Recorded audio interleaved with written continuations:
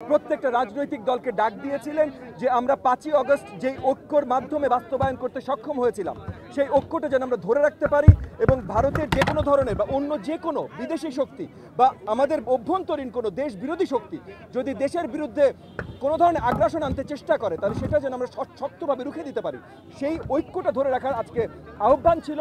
সেই আহ্বানের সবাই একদম জোরদারভাবে সাড়া দিয়েছে। আমরা সবাই মাননীয় প্রধান উপদেষ্টার সাথে আছি, ওনার সাথে থাকবো এবং এই দেশের ক্ষতি কেউ করতে পারে এরকম কোনো কিছু আমরা হইতে দিব না ইনশাআল্লাহ। এবং এটাতে বড় দাগে আজকে যে আলোচনাগুলো হয়েছে, প্রথমে হলো ঐক্য ধরে রাখা, তারপর উনি আমাদের কাছে জানতে চেয়েছেন যে আমরা কি কি করতে পারি এই ভারতের এই ধরনের মিথ্যা প্রচার, এই ধরনের আগ্রাসনকে বিরোধিতা করতে। তো সেইখানে অনেকগুলো দল অনেক প্রস্তাবনা দিয়েছে লিখিত আকারে। এনডিএম আমার দল, আমরা 9টা প্রস্তাবনা দিয়েছি।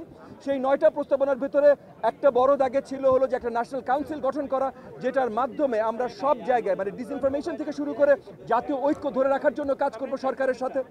আরেকটা ছিল যে ম্যাসিভভাবে যে ডিসইনফরমেশনের যুদ্ধ শুরু করেছে ভারতের সরকার এবং গণমাধ্যম, সেগুলোর ফ্যাক্ট ফাইন্ডিং টাস্ক ফোর্স বের করে বাংলাদেশে বিদেশি গণমাধ্যম, বাংলাদেশের হাই কমিশনের মাধ্যমে বিদেশি সব গণমাধ্যমে এবং সব আপনার কি বলে স্টেক হোল্ডারদের কাছে, সব থিঙ্ক ট্যাঙ্ক সবার কাছে সঠিকভাবে যেন আমরা পৌঁছে দিতে পারি।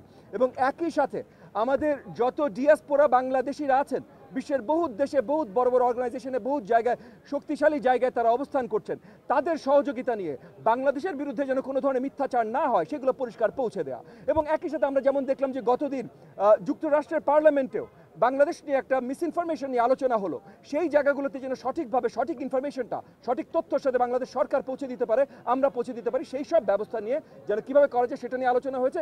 এবং একটা স্পেশাল আলোচনা হয়েছে, উত্থাপিত হয়েছিল যে একদিন আগামী কয়েকদিনের ভিতরে একদিন আমরা জাতীয় সলিডারিটি একটা করে কর্মসূচি পালন করব। এটা আমরা সবাই একমত হয়েছি এবং মাননীয় প্রধান উপদেষ্টা আমাদেরকে জানিয়েছেন যে খুব শীঘ্রই এই সলিডারিটি অ্যাকশনটা কি হতে পারে সেটা উনি আমাদের সবাইকে জানাবেন। জাতির